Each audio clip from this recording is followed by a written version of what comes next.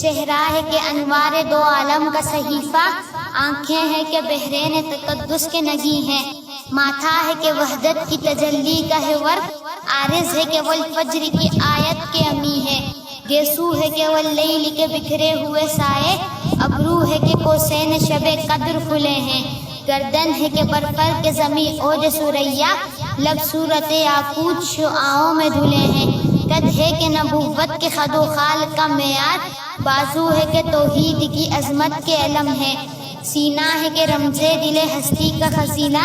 پلکیں ہیں کہ الفاظ رخ لوح و قلم ہے، باتیں ہیں کہ طوبیٰ کی چٹکتی ہوئی کلیاں، لہجہ ہے کہ یزداں کی زباں بول رہی ہے، خطبے ہیں کہ ساون کے امنڈتے ہوئے بادل، قرأت ہے کہ اسرار جہاں کھول رہی ہے،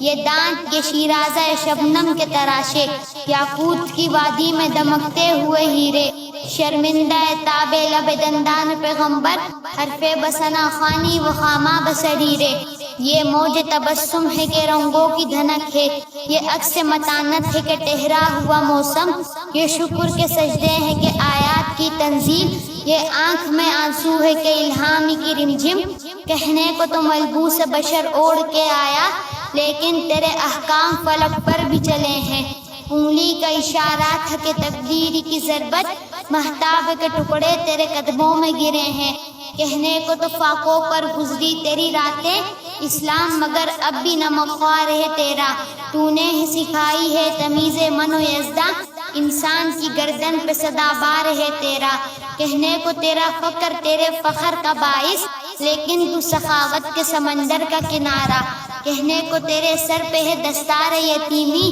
لیکن تو زمانے کے یتیموں کا سہارا۔